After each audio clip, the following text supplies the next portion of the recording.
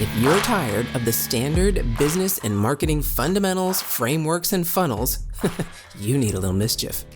Get ready to turn up the volume on the CEO Mischief Maker podcast, where you access conversations with seasoned business owners who have smashed through mindset barriers, innovated the standard boring business and marketing playbooks, and executed future-paced strategies with bleeding-edge tools and tactics to micro-fail their way into massive success and growth. We are Mindset Impact Strategic Catalysts helping innovative entrepreneurs focus. We are CEO Mischief Makers. Ready to make a little mischief?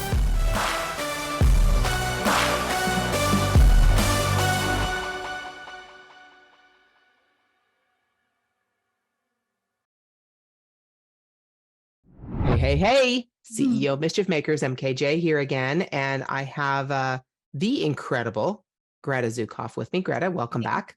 Thank you so much. I love being here.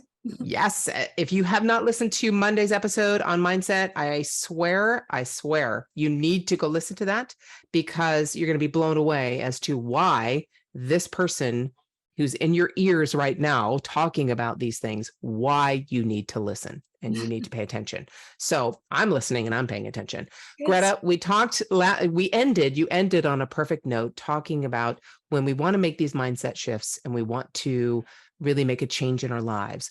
The first step is to be still, to not act, to be still, and to assess and to let the things come that we might need to change. This episode is talking about innovation. And like I said, when we were off mic, lots of coaches in the world, lots of lifestyle coaches, lots of entrepreneurial coaches, high-level performance coaches. How are you innovating this field to bring not just your experience that you shared with us so beautifully in the last episode, but who you are to this field and the person who might be sitting in front of you needing your help? How are you innovating this whole process? Yeah, you make such a good point, right? There's a sea of help out there right now for entrepreneurs, and it's fabulous. It's great. We are not lacking for information in this day and age. I mean, if you want marketing strategy, business strategy, investment strategy, financial strategy, even personal development. But what I saw was that nobody was really incorporating emotion and energy into the equation. And nobody was looking at it holistically in terms of the struggles that keep showing up within a business, your business, even if you're in a leadership position, that you are responsible for these patterns and the way that the business is unfolding before you.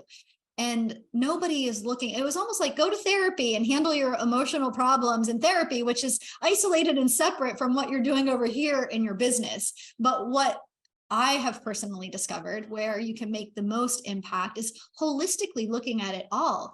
And especially if you're an entrepreneur, when you are going down the path, it's going to reveal your biggest expansion points. And this is the journey, and accepting the journey holistically and incorporating this. And a lot of my clients will say, she's my emotional wing woman, for your business. Because if you look at your business through those lenses, you're going to make quantum leaps, literally, because I actually coach from a quantum level. And so by understanding and harnessing the power of energy and your emotions and the subconscious mind, with what is physically going on in your business, with the strategy that you're getting from the marketing, with all of your tactics, all of your skills, and the personal development that you may already be doing, but looking at it from a completely different angle, which is holistic, that it's not separate, it's not isolated. And you're going to make those quantum shifts when you approach it that way. So that's... Yeah. It is I agree 100%. It is at a cellular level, quantum level, because all the cells in our body do carry all the things that we've been through, I believe. Yeah. And so I get that. I hear you. And how are you incorporating that into, so especially this whole wing woman? I love that concept. How are you incorporating that? So if I came to you as a client, a potential client, and are you being intuitive? Are you specifically asking me questions to calculate my answers? Are you having me take personality tests? Are you doing Reiki? I mean, what? Yes, that's a great Right? question. Well, what I'd love to do is empower you with the tools so you can use them for yourself. And you're using me to teach you that, but you're building that life skill, which is far different than therapy, where you go and it might be a container where you can kind of emotionally dump and then also keep focusing on the problem over and over without much Yeah. solution. So what I do is clients will come to me, and yes, there is an intuitive aspect. I understand human behavior, I understand energy, I understand emotions and where it comes from, how the subconscious mind works. So I'm able to see blocks. They're blind spots for a reason for some people. And so they might be very aware that they're experiencing this pattern, but they have no idea where the root cause is. So what I like to do is help people understand and unpack where the root cause is coming from. And then we look at that in terms of what is the biggest struggle, right? What are you bumping into right now? What is your repeating pattern that you just can't get over? Or what's the most uncomfortable thing? You might be, really devoted to your business, but your marriage is struggling. Those are not two separate things, but we tend to compartmentalize life. So we deal with the highest emotional priority and what you're running into, bumping into. And when we address that and we unpack it and we get to the root cause, and then we can transmute it, meaning taking the negative emotional connections and transmuting it to a higher emotional awareness and feeling, everything in your life up levels, your business up levels, because you are operating at your highest potential and you're vibrating and you're being that highest version of you. So it doesn't matter, if you could have a seven-figure business, and if your marriage is in the toilet, it's going to average out, right? It's going to manifest somewhere. So if you're not tending to all areas, so it's really the focus on what's the biggest stumbling block, what are you bumping into that's preventing you from being, fully present and experiencing joy in your business, experiencing everything that you set out to experience it on your journey, right? To become an Did entrepreneur you? in the first place. Yeah. Did you do that so how did you do that for yourself? So I can imagine you just painted a very simple picture, tumor, like I said, those Yeah. three things that were happening. I'm not going to keep belaboring them. Mhm. But that was obviously a very low, very difficult frequency. I don't know if you think Right. of low or high, but this was a very Yes. difficult frequency, right? How that experience is what led to innovating coaching in the way you do. Mhm. So bridge that for me. Yeah. And it all comes from us. We can't just learn something. I'm not just there. Most people, nurses become nurses because of an experience in healthcare, or doctors because of Mhm. experience, psychiatrists, psychologists. So usually we have some kind of experience that leads us down a path. So your experience, that is where innovation comes from. So Yeah. how did you change that frequency? Yeah, that's a great question. Well, I knew I had to do it differently. Like that was the first point. And then I was open to seeing it in an alternative way.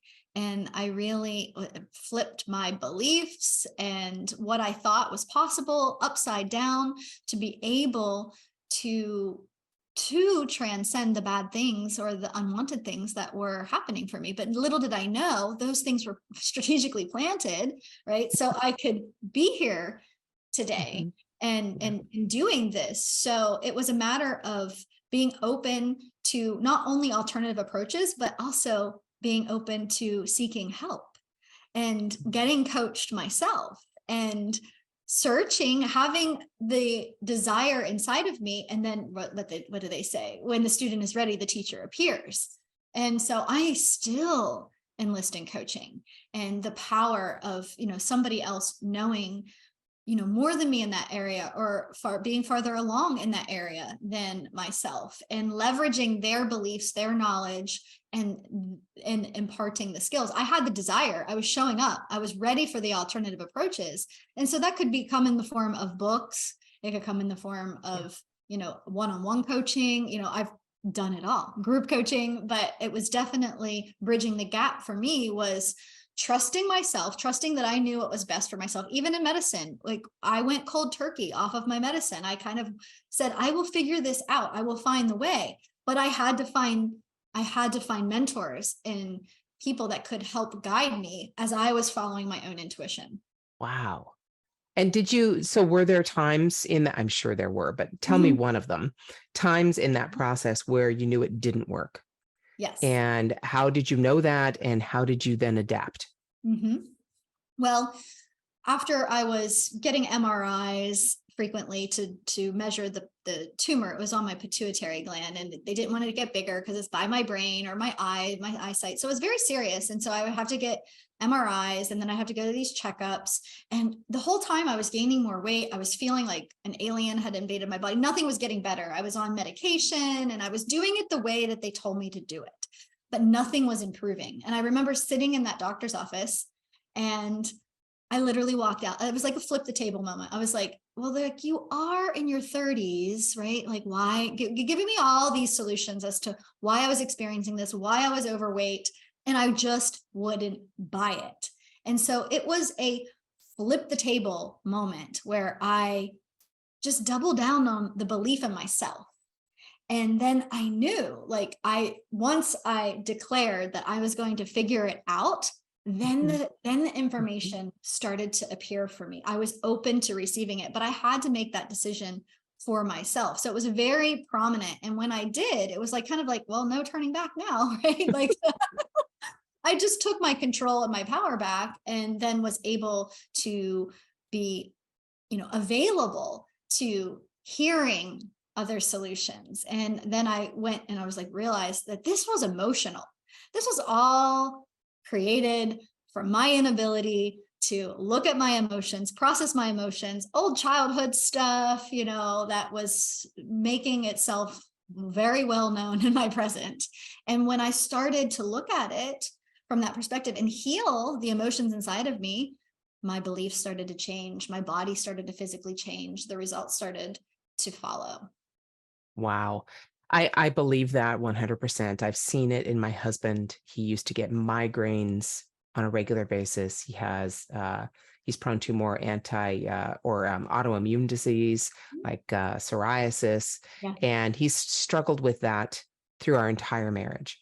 And he worked with his father Mhm. and worked in a very stressful field. Yes. And once he left that field, Mhm. he kept searching for foods, and which is Yes. totally cool. That's Yeah. awesome. Yes, he cut out gluten, he cut out dairy, he did all these things, and it went away, but it would always come back, Yeah. Yeah. especially the migraines. And it wasn't until he really faced the fact that it was stress. Yeah. His stress, his inability to control, and his stress in this particular environment, in the environment in which he did not want to be, um, until he left that. He Yeah. has not had a migraine in the last year and a half, almost 2 years. Yeah. And we're talking migraines maybe once a month, once every 2 months. Mhm. He has not had a migraine since Yeah. he left that office, since he closed it down. His psoriasis, the only time it comes back is when he's stressed. Yes. And he Absolutely. sees that. He's like, oh, Yes. I must be stressed. Here we go. Yes. What's going on? How am I going to deal with this? It is completely within our control. Not everything. I am not going to sit here and preach to people that you just need to go figure out what your problem is and your cancer will be healed. Okay. No, please. I'm not telling you that what to do. I'm just sharing the experience that I've seen with Yes. some of these issues, and that Greta obviously has seen. Is Well, how that how could doing emotional work hurt in any health journey like that, right? So yeah, right. even if it's not the ultimate solution, it's definitely going to aid the process in the healing, because stress in any way, shape, or form, however it's coming to you, whatever baggage you're carrying with you that's creating that dis-ease in the body, right? Like you can't help but have the emotional component be beneficial at that point. So not that it's claiming to, this isn't about necessarily health issues. This is about ignoring what the root cause of distress is in your body and your business. in your mind, in your heart. Okay, hold on. If your mindset was shifted, you were inspired to innovate, and you were spurred into action, don't just move on with your day. Focus, my friend, and take a few minutes to visit ceomischiefmaker.com to learn more about the value that was shared with you today. Please act now and create some CEO mischief of your own.